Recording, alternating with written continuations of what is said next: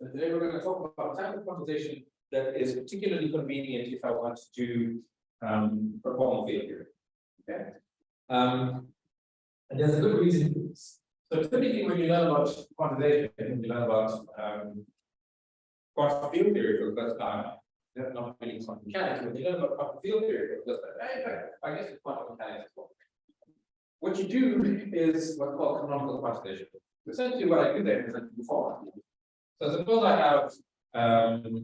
have a quantum mechanics system. My degrees of freedom there, my variables, position and momentum. Right? So typically position and momentum satisfy some sort of relation, like x of t, p of t, something. Okay. And the curly brackets, they are also brackets. Okay. And they tell you about the structure of your phase space, the space of x and the t's. In fact, what they call is the geometry of the phase space in what's called symplectic geometry. Okay. And the progression from classical mechanics to quantum mechanics involves saying that this structure, the quantum bracket structure, goes to a commutator structure with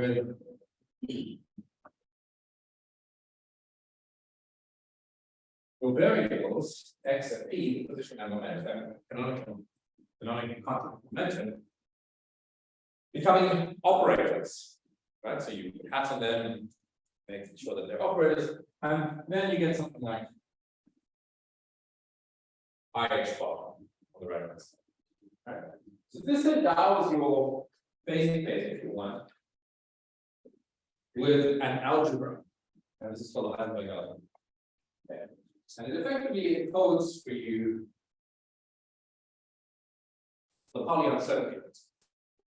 That's your phase space when you go from capital to quantum becomes fundamentally noisy in some sense. There's some inherent noise in the system you just can't get rid of that they're coded in this IH process.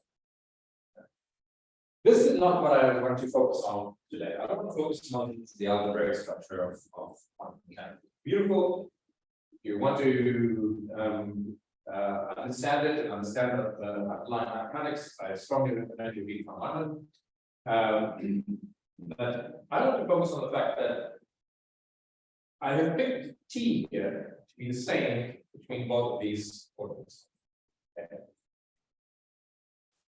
In quantum field theory, what is only called in the middle of this known as the second quantization.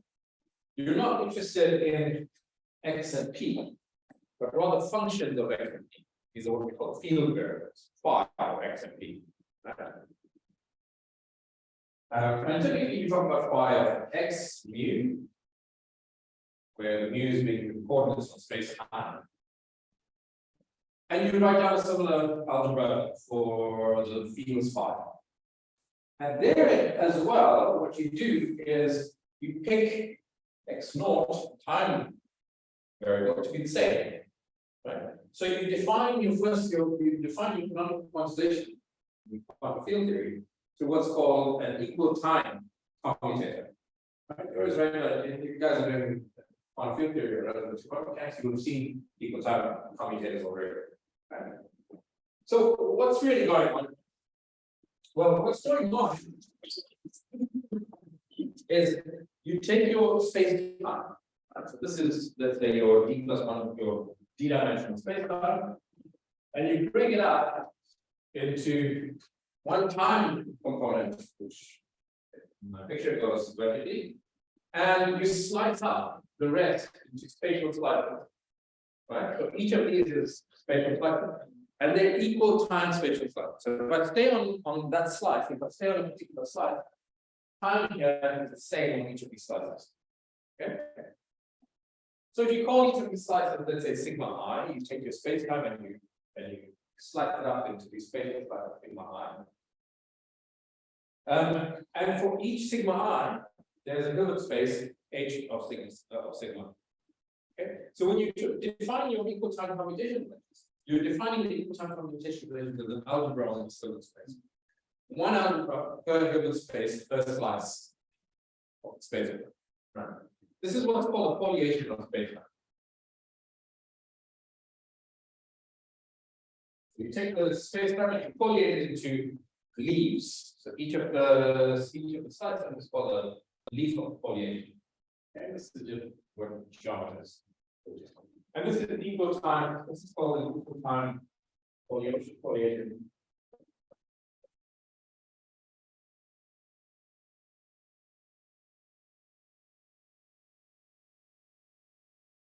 And the point is that I take my space time and I split it up into space slices, space foliation, space leaves, and I propagate those leaves forward in time with the time evolution operator. So to go from slice to slice to slice, I go forward with time evolution operator U of t, and U of t is e to the minus I h t, where this here is the Hamiltonian.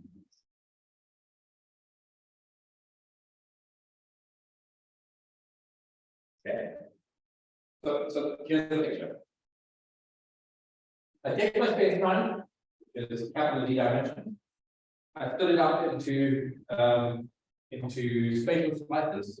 Along each of those spatial slices, time is constant. I define an algebra in each of these slices, right, on each of the Hilbert spaces.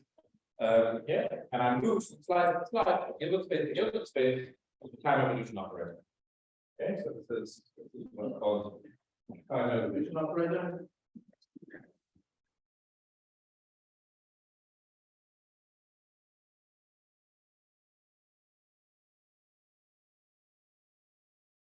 And it's the same time evolution operator that would take you between, for example, the Schrodinger picture and the Heisenberg. Schrodinger picture, the states evolve in time, and Schrodinger equation, the operators are static, and time mechanics. In the Heisenberg picture, it's the operators that evolve in time, they satisfy an operator version of the Schrodinger equation or Heisenberg equation. And it's this operator and it's the mission conjugate to take you between those two pictures. Same time. But the point is that geometrically, space-time, this time evolution operator moves you between these leaves on your foliation. Okay. So you'd say, well, this is a stupid thing to do, right? Because I've taken my space-time, which in principle has like one Hilbert space that's prime on it. I've split it up into principle an infinite number of Hilbert spaces, these semi-infinite plus RT and T equals 0. And I'll tell you that each of those leaves have an associated Hilbert space. Now I've got to an infinite number of Hilbert spaces. Okay, I told you how to move between these Hilbert spaces, but there's still an infinite number of Hilbert spaces. The thing is, and this is a mathematical theorem that you can prove, in fact, for non prove it, but again, I recommend for the mathematics of quantum mechanics if you want to understand this properly. But if this time evolution operator forms a symmetry of a system, then you can prove that all of those Hilbert spaces are the same Hilbert spaces. Okay, so that's the point. So as long as the time evolution operator with whatever foliation you choose to make implements the symmetry of the system, in this case, time conservation invariance, or conservation of energy if you want, then they're the same Hilbert space. Okay, so that's canonical quantization. That's pretty much as much as I want to say about canonical quantization. And the reason for that is because if you do quantum field theory, you spend pretty much all of the first course of quantum field theory effectively doing canonical quantization. But B, canonical quantization is not particularly useful for our purposes. And there's a reason. The reason for that is conformal symmetry. With conformal symmetry becomes one of the generating conformal symmetry, the dilatation operator. And the dilatation operator, we will learn shortly, actually assumes many of the roles that the Hamiltonian normally takes. Right? So where you have an evolution operator that looks like this in canonical quantization, there's an equivalent story going on for quantization of a conformal field theory that involves a dilatation operator. What does a dilatation operator do? It zooms in or out of your space. Okay, so there we're going to learn that there's another type of foliation that results in this radial quantization, where instead of splitting your space time into spatial leaves like this, you split it into circles, or actually technically spheres of a particular fixed radius. And then the dilatation operator, the thing that allows you to zoom in and out of your space-time, is the thing that moves you between these different spheres. Okay. In particular, whereas in a typical story in quantum field theory, what you would try to do is I give you some Hamiltonian. Your job is to diagonalize that Hamiltonian and read off its energy eigenvalues, and then once you know the energy eigenvalues, that's effectively all you need to know, right? We're going to spend a fair chunk of time diagonalizing not the Hamiltonian, but the dilatation operator, and reading off the eigenvalues of the dilatation operator. That's going to tell us how a particular operator behaves. It's going to give us what's called the scaling dimensions of these operators. Okay. And what we're going to see is that a lot of the physics in the form field theory actually contain just some scaling dimensions. Okay. We're not going to talk about renormalization, things like that, but all that stuff is actually just both of the dilatation operator. Okay. But before we do this, I want to first talk about an in-between step to kind of prime you for this change in thinking, right? To go from what you might be familiar with in this canonical picture to a slightly less familiar setting. And that less familiar setting is still there's some remnants that you might be familiar with if you've ever solved the wave equation, for example, right? And that's the idea of the Lightcone quantization. The Lightcone quantization involves Lightcone, obviously. Think of a Lightcone. And what you do here is you foliate your space-time not with spatial slices going up in time, right? Along the Lightcone, this 45-degree angle between this time and space coordinates is key. And you foliate your space-time with planes, the same way that you do it here. You foliate it with planes that are oriented tangent to this Lightcone. So I propagate forward with these 45-degree planes space-time. Okay, we're just going to focus on one space at one time, so it'll make it easy to draw pictures. But the point is that the foliation of the space-time is key, right? So I want to get you used to the idea that we can change the foliation. The physics must stay the same, but our descriptions of the physics will change. Okay. This is the idea of Lightcone coordinates. It's built on the same premise as what happened in the spatial slicing. Each of these 45-degree planes, each of these Lightcone planes, defines me a surface, sigma I, some ambient space. And to each surface, I associate a Hilbert space, and I define some commutation relation along that Hilbert space, right? And then I move from plane to plane to plane with the time evolution operator that will look a little bit different because this t variable here is now no longer just t variable. Okay, I have two variables, I combine x and t. I have to make a decision as to which one I think of as time. It's not really time, it's a combination of space and time, because it's along this 45-degree line here. So the time evolution operator looks different, but it is still a time evolution operator. That time evolution operator will still implement the symmetry of the system. You still have conservation of energy moving along these planes. And again, if it implements a symmetry of the system, then what this tells me is that each of these Hilbert spaces is the same Hilbert space. Nobody with me. Okay. So this you should be familiar with from quantum mechanics. This is less familiar, but still the words are the same, right? And then we'll move to radial quantization, which should be a little bit weird to start off with, but if you keep in mind the Lightcone story, then it's lesson. Any questions? Okay, so let's just talk a little bit about Lightcone quantization. So the first thing is we need to decide on the coordinates. And I'm going to work in d-dimensional space-time.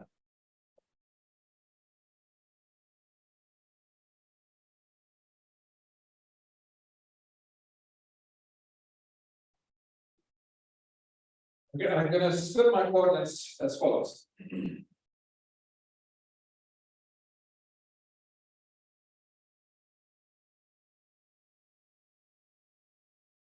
My space-time vector x mu, I will write as coordinates x0, x1, x2. This will go all the way to x up to d minus 1. And to proceed with Lightcone quantization, what we need to do is single out two coordinates. So I'm going to pick this one, x0, time coordinate, and this one, x d minus 1. Right? And I'm going to combine them. I'm going to use these two coordinates, and you can pick any one of these remaining spatial coordinates, right? It doesn't really matter. I'll just pick the first one and the last one, just by dimension. I will say, keep in mind when you're reading different literature, what the dimensions are. This is not a unlike climate change, it don't make sense.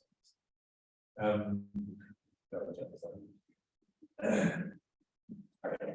So I'm going to use these two for Lightcone coordinates.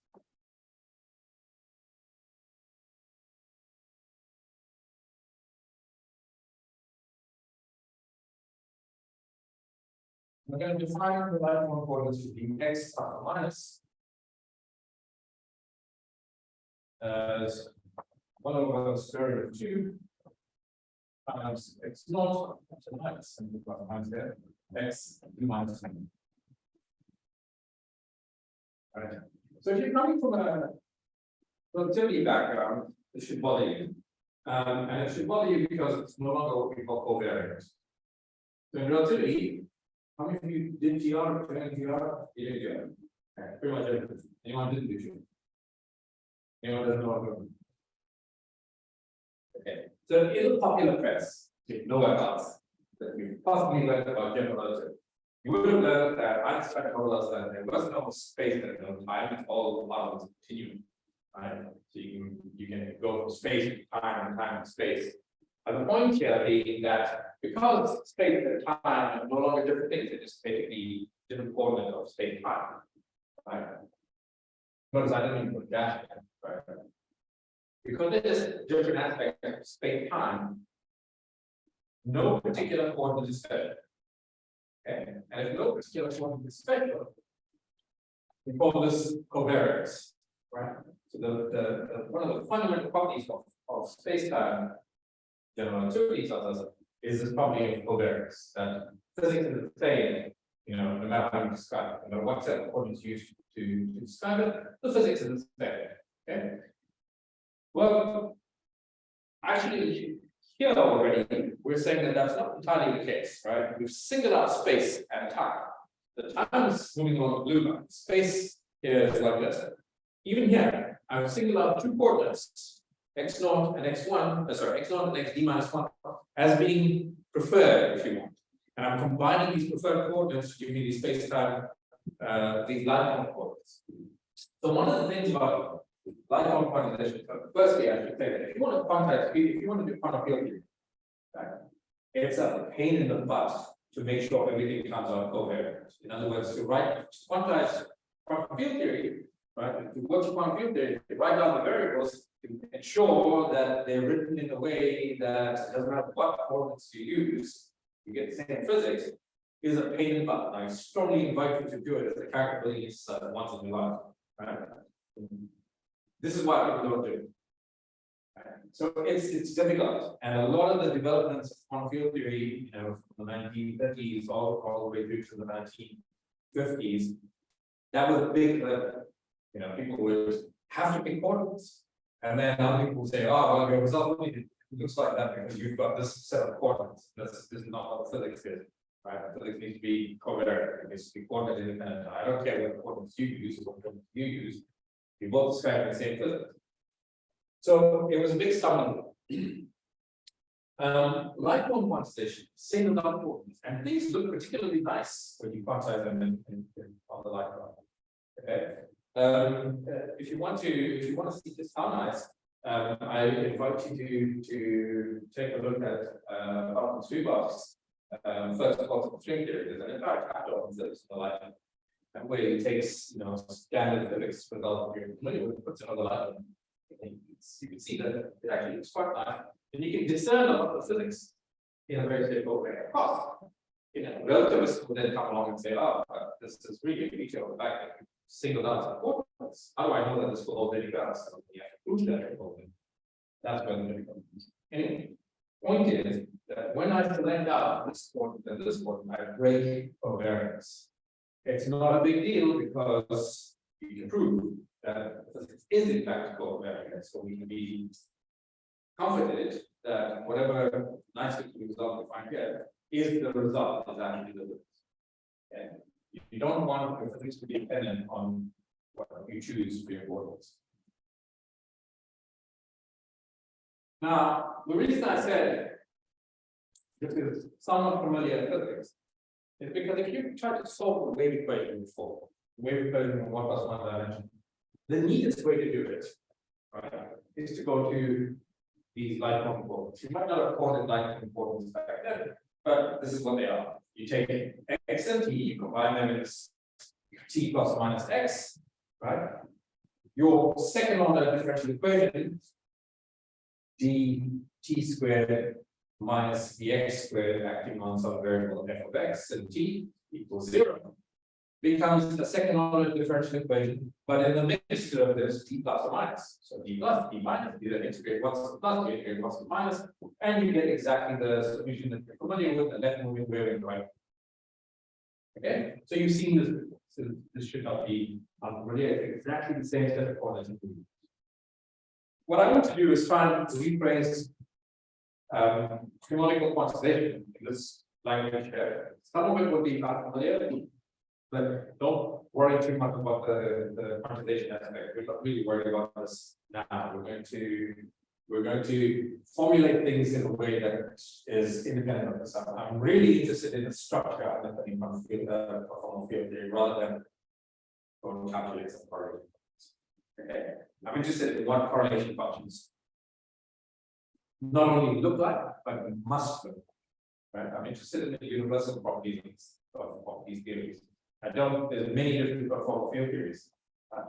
We can pick some of them and study them and get our hands dirty, but I'm really interested in universal features of these things. Right? We're interested in not what the correlation function looks like, but what it must be forced to look like. Okay? So don't freak out.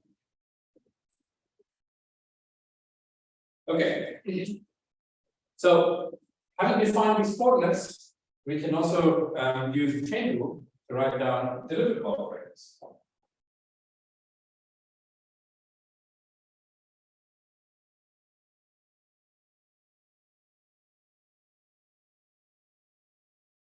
We have standard derivatives with respect to coordinates x1, x2, all the way to x t minus 2. Those would be the standard coordinates. But in addition, I have these derivatives, d plus or minus, and this would be what we're calling d by dx plus or minus. And this is 1/√2 times d by dx naught plus or minus d by dx minus.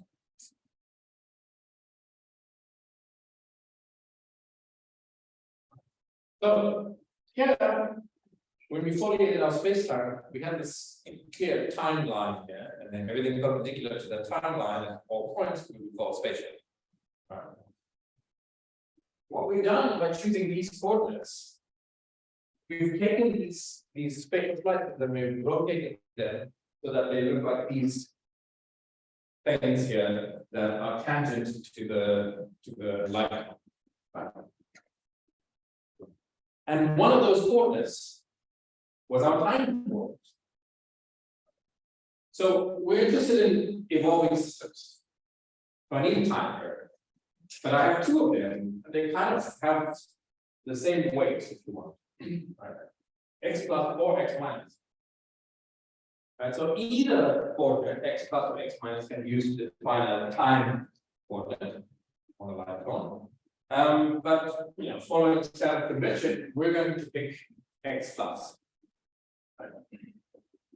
So we will choose by convention X plus to be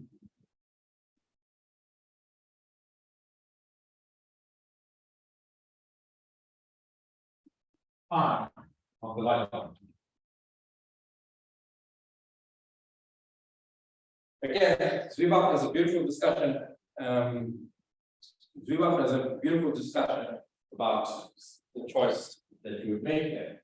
All we really care about is that everything that's perpendicular to this coordinate X plus, we will count as space of Lightcone. So when we take our foliation, we're going to foliate our space-time.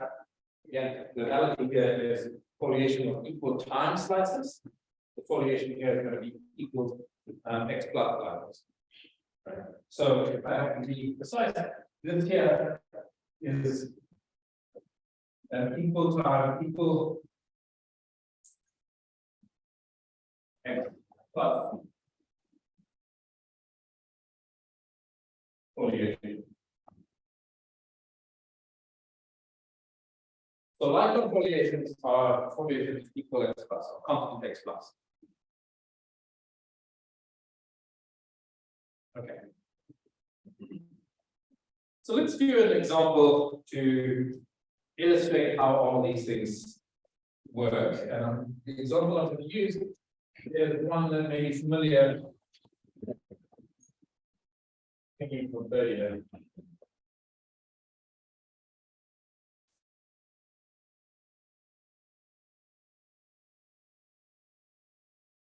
And to keep it clear, I'm going to work with a massive real scale field in capital G equal 4.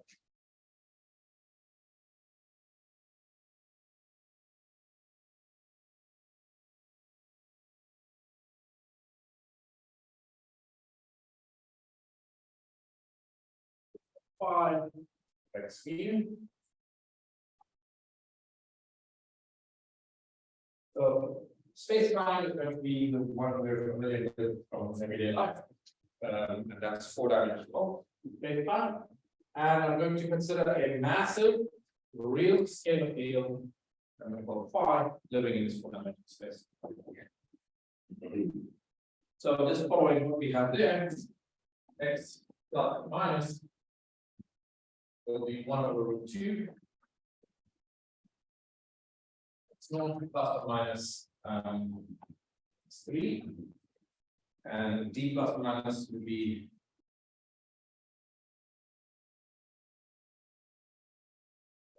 2.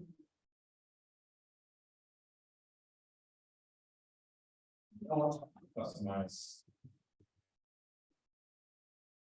d.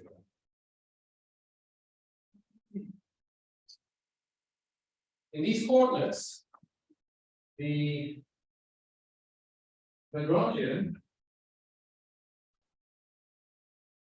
whose variation gives me the equation of motion, that tells the dynamics of this field phi, is given by, so technically I'm writing down the Lagrangian density, and the Lagrangian density is half dv phi.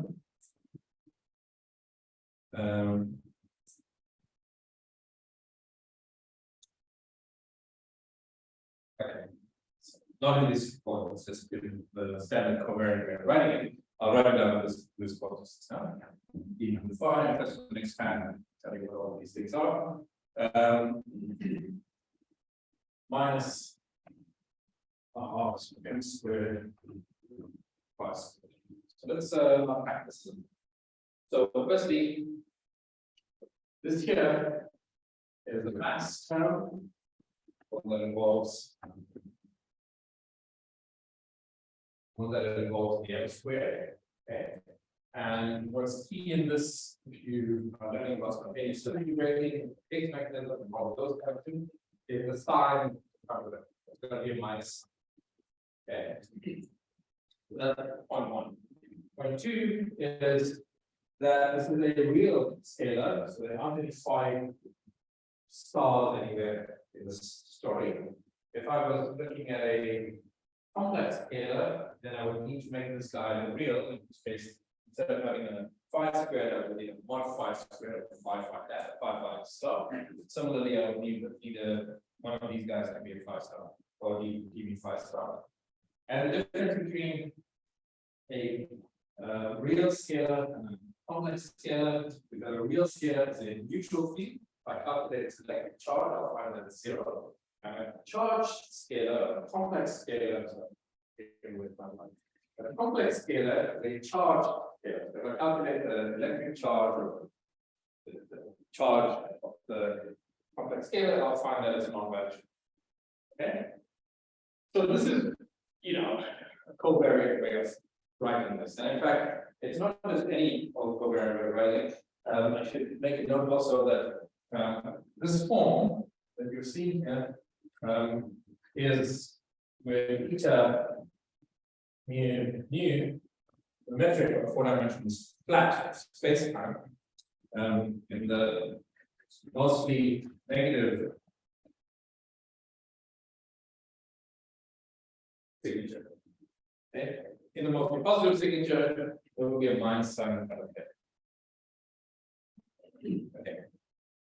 So what does it look like in Lightcone coordinates? Well, in Lightcone coordinates, this Lagrangian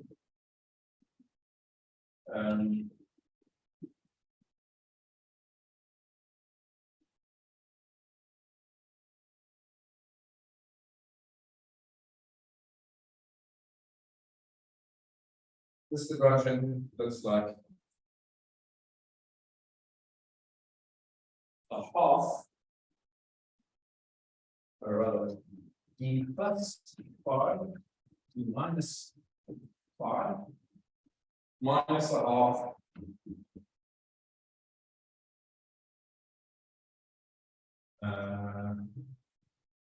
d1 phi squared minus a half d2 phi squared, and then minus the mass.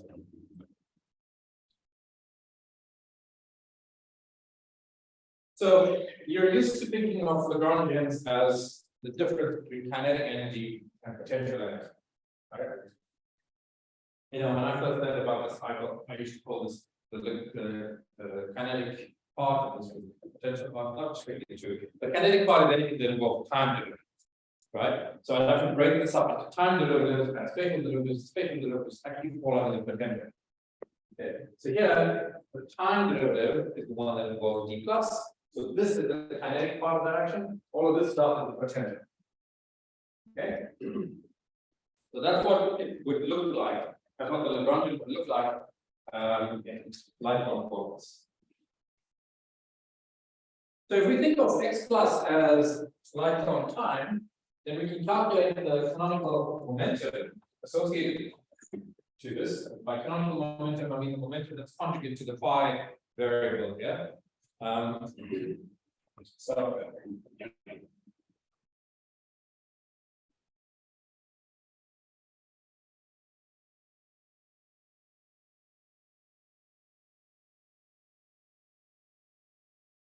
canonical momentum I will write as pi, and pi will be a function of x plus, x minus, x1 and x2.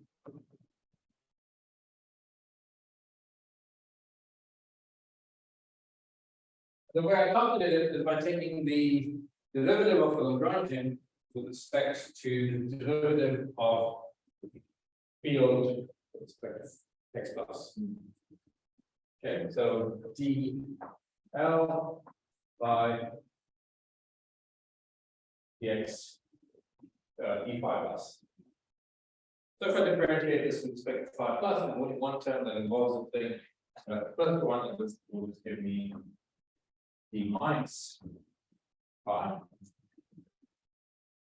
And what's key here is not so much the Lagrangian. I mean, if I want to just understand the dynamics, then I can write down the order of the Lagrangian equation, solve the order of the Lagrangian equations, telling how to involved. But again, it's just a structure.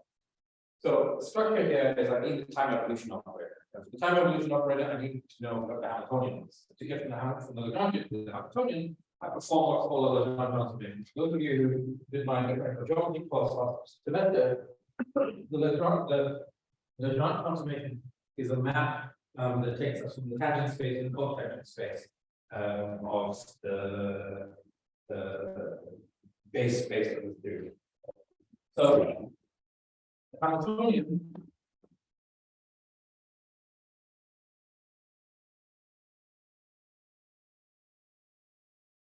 density H is defined to be I plus I again. Yeah. Go back to the definitions that you're familiar with from classical mechanics. Basically, it's the product of all the canonical momenta times the derivative of the field variable with respect to time. Then you sum up all of those, in this case, it comes 1, and then you subtract off the Lagrange. This map takes you to the tangent of the cotangent space. So if you take this and plug it back in, find that the Hamiltonian is just a half the 1 pi squared plus pi the 2 pi squared plus half m squared pi squared. That's because these terms cancel out.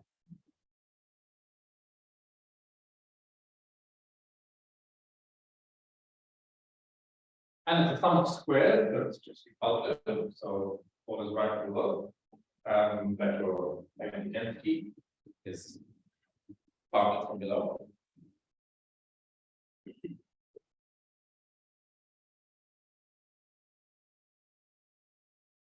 And then if I want to calculate the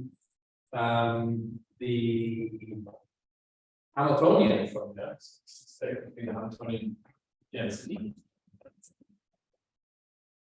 If I want to calculate that Hamiltonian, then I have to integrate this over some spatial stuff. So for example, in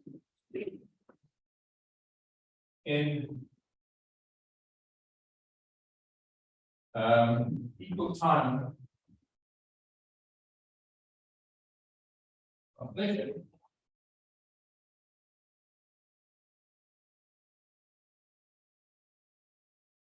the Hamiltonian will take the Hamiltonian density and I will integrate it over space, so over the sigmas. It's a density, so you integrate it over some spatial volume, then you can Hamiltonian. But you know, what do we integrate? What do we integrate here? So if I do this, for example, in equal time calculation, I would get P naught, the time component of the canonical momentum, right, being the Hamiltonian of the theory. Here, following that logic, the Hamiltonian, the equivalent statement is that the Hamiltonian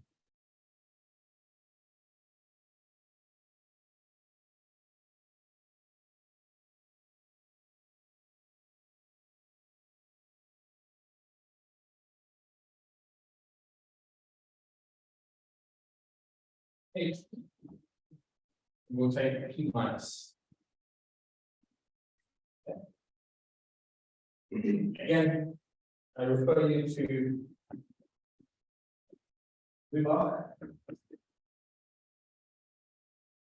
more in-depth discussion of spots and outcomes of it. But I'm just trying to formulate things in science. Okay. So the final thing I want to say is, then in order to proceed with quantisation of this theory, which is the normal alpha theory, I would need to impose some commutation relations. And in this case, the commutation relations will be along surfaces of constant x plus. So the commutation relation that we will impose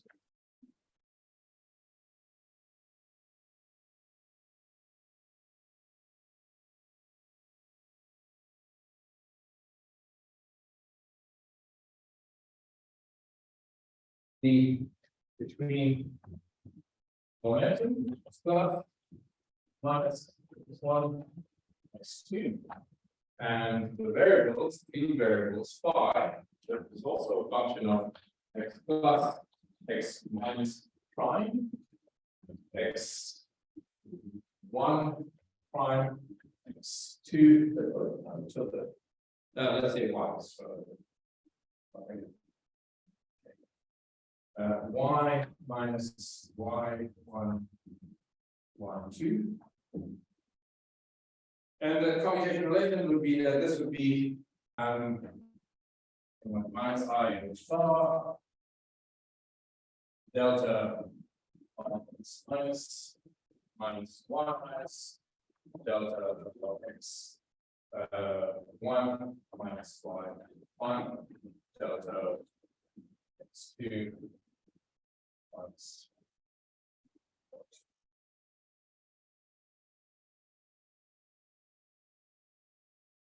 However, which operator that takes us to be the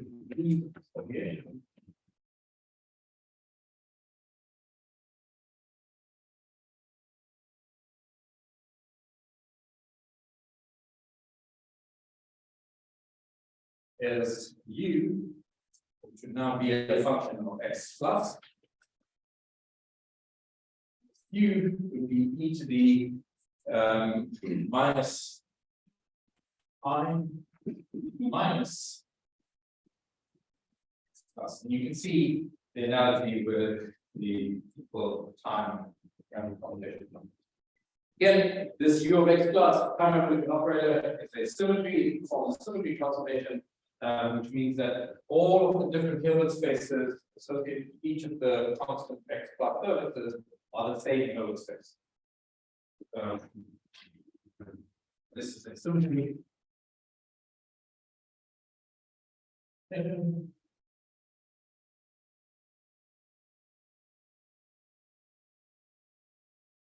On theory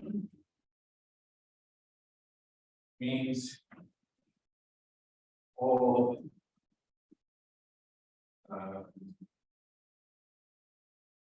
H all of the spaces spaces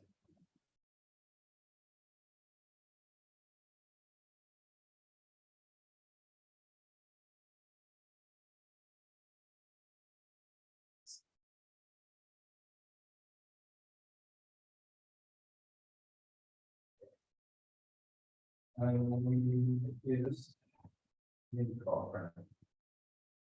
So let's stop here.